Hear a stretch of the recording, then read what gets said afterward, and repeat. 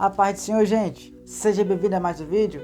Hoje nós iremos falar sobre Jesus andando sobre o mar. Está registrado de João, capítulo 6, versículos 16 até o 21. Já é o 20º milagre de Jesus. Já chegamos no 20º milagre de Jesus. De muitos e muitos mais de milagres que em breve irão aparecer. Já chegamos aqui. Muito bom. Interessante que quando Jesus ele anda por cima do mar, os discípulos dele não tinham acreditado ainda naquela multiplicação, naquele milagre grande que Jesus ele operou não só para uma, mas para várias pessoas que estavam naquele lugar. E hoje nós iremos falar sobre Jesus anda sobre o mar. Exatamente. Abra suas Bíblias em São João, capítulo 6, versículos 16 até o 21, que diz assim: Ao final do dia, os discípulos de Jesus desceram para o mar. E entrando no barco, passaram para o outro lado, rumo a Cafarnaum. Já estava escuro e Jesus ainda não tinha ido até onde eles estavam. E o mar começava a ficar agitado, porque soprava um vento forte. Os discípulos já tinham navegado uns 5 ou 6 quilômetros. Quando viram Jesus andando sobre o mar, aproximaram-se do barco e ficaram com medo. Mas Jesus lhe disse: Sou eu, não tenham medo. Então eles receberam com alegria, e logo o barco chegou ao seu destino. Eles até tinham presenciado o milagre dos 5 pães e 2 peixes, porém eles ainda não tinham acreditado. Senhor Deus e Pai, fale conosco, Senhor, mais uma vez neste momento, Senhor, que não seja o que eu quero, mas que Tu venhas falar neste momento, meu Pai. Abençoe este momento, abençoe esses que estão acompanhando este vídeo, meu Pai, em nome de Jesus, amém. Aqui é um milagre, é algo bastante que vale ser ressaltado, algo bastante interessante. Jesus anda sobre o mar. Observamos que, como eu falei anteriormente, que os discípulos ainda não tinham acreditado em Jesus, por Jesus ter feito aquela multiplicação daqueles pães e daqueles peixes. Ou seja, os discípulos ainda não tiveram a ideia que realmente será que foi Jesus mesmo que fez aquilo.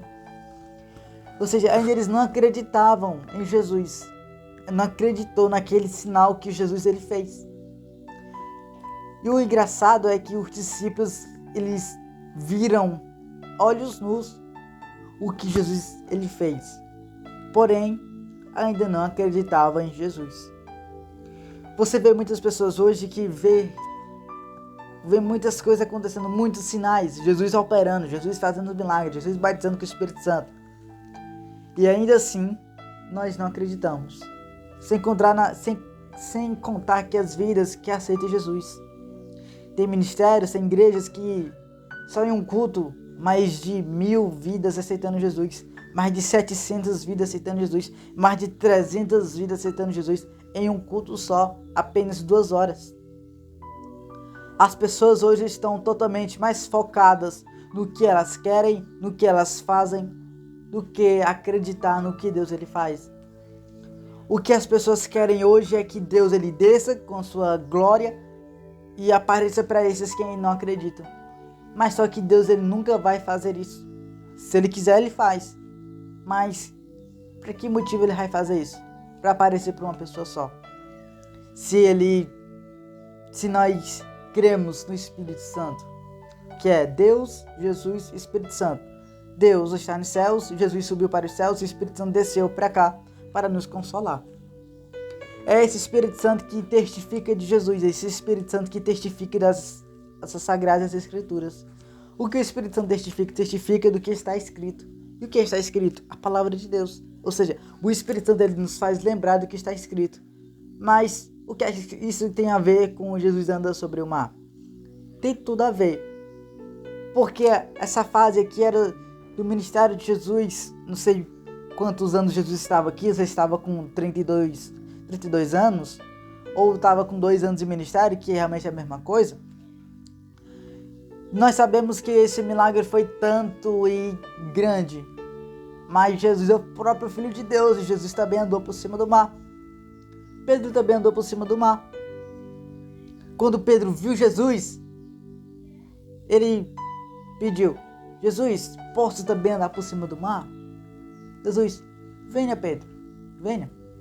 Pedro anda. E antes disso tudo acontecer, os discípulos ficaram apavorados. Pensava, é um fantasma.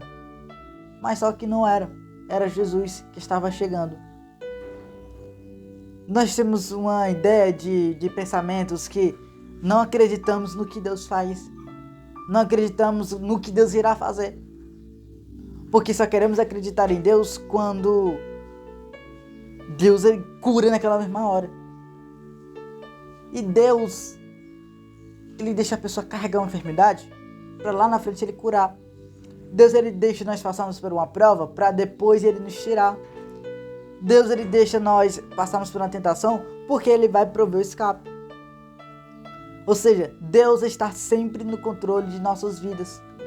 Deus, ele nunca vai nos deixar de lado. Deus, ele nunca vai nos deixar decepcionados. Do mesmo jeito que Deus teve misericórdia desses discípulos, que Jesus, ele permitiu que Pedro andasse por cima das águas, é assim que Deus, ele faz para com nossas vidas. Ele deixa nós passarmos por uma tribulação, é para realmente nós compreendermos que só quem pode tirar nós da tribulação é Cristo Jesus, o nosso Senhor. Pedro estava até bem por algum tempo, mas depois Pedro começou a duvidar.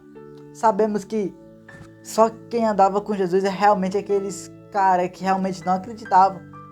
Andava com o Mestre, andava com o pão vivo que desceu do céu, Cristo Jesus, nosso Senhor. Ainda eles não acreditavam, ainda a fé deles era pouca. E vemos hoje que temos a palavra de Deus, temos a congregação, temos os nossos irmãos, vemos vidas sendo transformadas, vemos vidas sendo batizadas com o Espírito Santo, e ainda mesmo assim ainda nós não acreditamos em Deus. A população do Brasil, houve uma pesquisa que em torno de 3,5% de pessoas que não têm nenhuma religião. O que isso significa? Pessoas que é ateu. Pessoas que não acreditam em Jesus, não acreditam em nada. Porque uma pessoa diz que é ateu, mas acredita em algo, não é ateu. Simplesmente não é ateu, porque acredita em algo. Então, uma pessoa que não acredita em nada é considerado como um ateu. Observamos que essa geração brasileira, essa geração de jovens, estão totalmente apegadas ao mundo do que apegados à leitura da palavra. Estão mais apegados em fazer o que eles bem querem, estão de lados desviados da igreja. Pedro até estava bem, é como muitas pessoas estão também. No começo está tudo bem, muito bom, mas acaba que não consegue ficar firme e acaba caindo. É que muitas vezes nós temos uma ideia de construir uma casa sobre areia. Ou seja, às vezes nós temos uma ideia de colocar os nossos planos, nossos projetos, nossos sonhos e entregamos para o homem. Construir uma casa na areia não vai dar certo. Entregar e revelar os nossos planos para o homem é pedir para dar tudo errado. Deus às vezes te revela algo grande, é um plano que Deus diz assim para você: não conte agora. Aí você acaba e conta, e acaba que Deus não cumpre aquela promessa que Ele tem para a tua vida. Pedro estava bem, estava por cima das águas, como eu estou aqui, como aqui se fossem as águas, estava tranquilo. E Pedro duvidou, simplesmente quando veio um vento, tipo isso. Pedro duvidou. Nós não podemos duvidar do que Deus ele faz. Recentemente, no Ministério Canaã, Deus curou uma senhorinha que era surda. Ela tinha esquecido de tudo. Esqueceu a Bíblia, esqueceu o equipamento que era surda e custou em torno de 12 mil. Ela só conseguia escutar se tivesse aquele equipamento. E ela acabou esquecendo em casa. E chegou no culto, e naquele culto Deus curou. É Deus que faz. E às vezes nós dizemos, só pode ser planejado.